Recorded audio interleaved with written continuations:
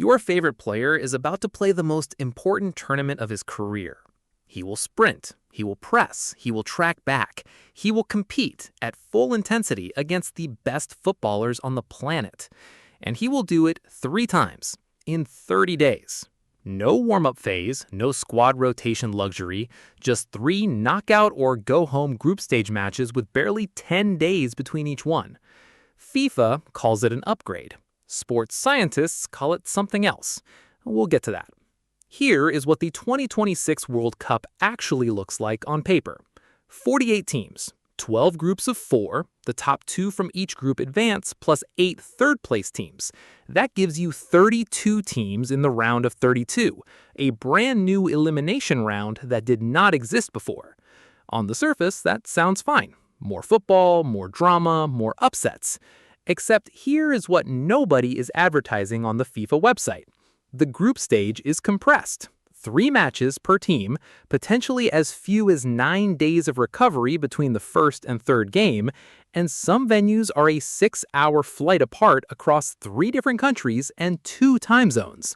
More teams, same calendar window, less recovery. The math does not care about your feelings.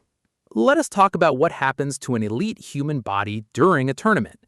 After a high-intensity match, full muscular recovery takes between 72 and 96 hours. Glycogen stores, micro tears and fast twitch fibers, central nervous system fatigue. These are not opinions. These are documented in peer-reviewed sports medicine literature. In the old 32-team format, squads had roughly 96 hours between group stage matches. Tight, but workable. Coaches could rotate. Second-choice players could give starters actual rest.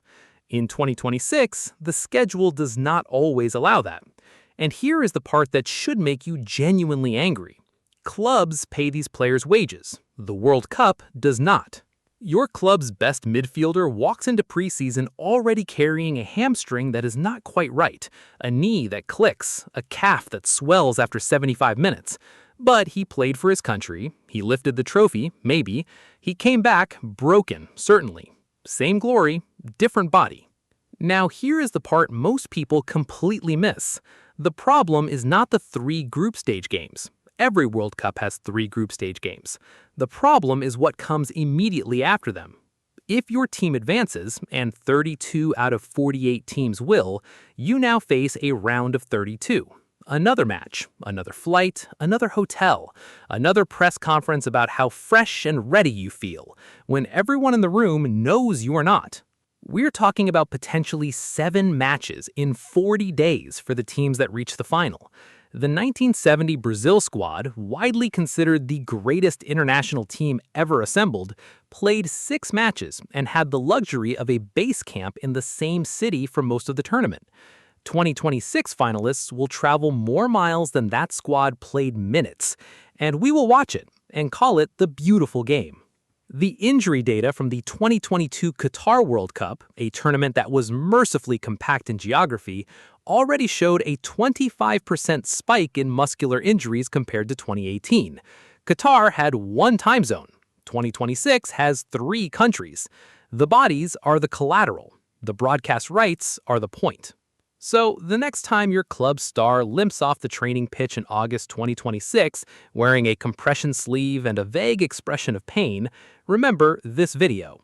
Remember that FIFA added 16 teams, a whole extra round, 3 host nations, and a logistics puzzle that would embarrass a shipping company.